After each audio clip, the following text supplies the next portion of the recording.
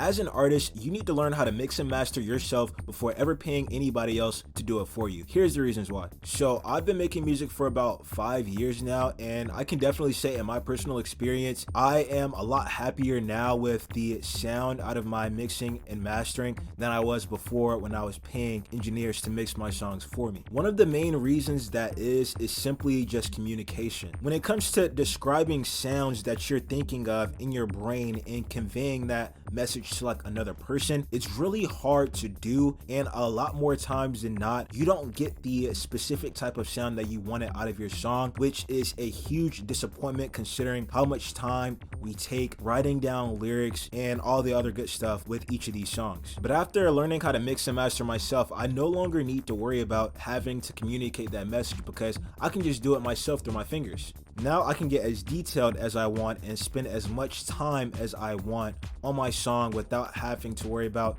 any financial time limit as far as mixing or recording goes, which is really nice. Also, I don't think it's a bad idea to hire an audio engineer to mix and master your songs if you can afford it, but I do think it's important for you to understand what's going on inside of the mixing and mastering process, so if there's anything that you want to tweak around with, you're able to convey that message properly to the audio engineer. Or you can even get hands-on inside the DAW and do certain things yourself. So second thing, let's talk a little bit about cash. So just like how I said earlier, there was a point in time where I did pay for engineers myself. Here's the thing, depending on the audio engineer's experience and how close they are to you, the prices can range drastically. If a friend's engineering your song like how mine did for me, it can range from anywhere to like 15 to like 30 bucks. I paid 30 bucks for my friend to mix my songs. But also keep in mind, at this specific point in time in my life, I wasn't barely making any money. 30 bucks a week, I'm barely making any money, which means I'm restricted to the amount of songs I can put out. If you look at a lot of artists in the music industry, they can push out like 5 to 10 songs a day. But let's scale back from that a little bit because I don't want to compare myself to an artist that only spends time making music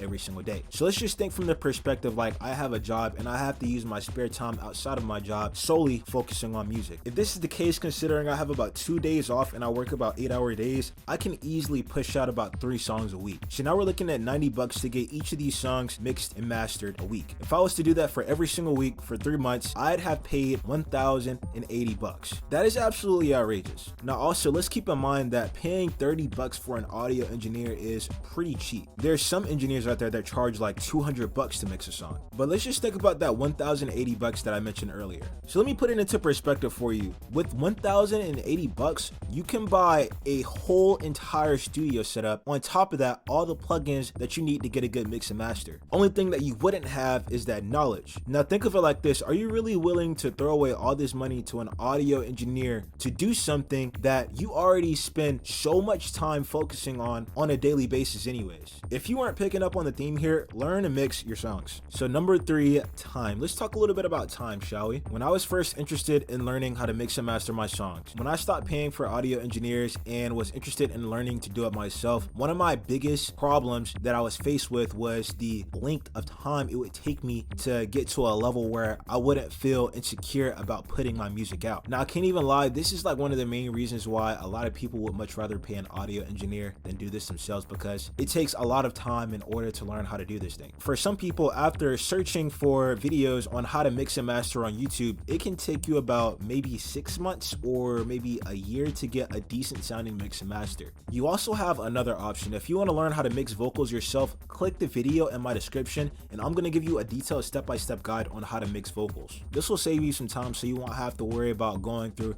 a bunch of different videos on YouTube learning how to mix. But if I was to speak to an artist that's neglecting audio engineering because they don't want to spend the time it takes in order to get a good mix, I would just tell them that once you pick up this skill, you'll never forget it. And in essence, you're going to be saving yourself a lot of stress and tens and thousands of dollars over a lifetime if you just learn it right now. So number 4, I'm going to be totally honest when I say this, most engineers aren't going to put the amount of effort and attention into your song as you. When paying an engineer to mix and master your song, they're already doing so many of these on a daily basis, and even if they aren't, they're looking at that dollar sign. You're not looking at the musicality and just the overall quality of your song. This is why I got to the point of mixing my own songs, because I got to the point of realizing no one else was gonna put the amount of attention that my songs needed into it but me. But just like how I said earlier, if you're interested in getting a really professional sounding song, it's nothing wrong with going out and paying for a mix. But I personally don't think that means you should leave the quality of your song in your audio engineer's hands, no matter how good or how experienced they are. What matters is the sound that you want. But just like how I said earlier, there's nothing wrong with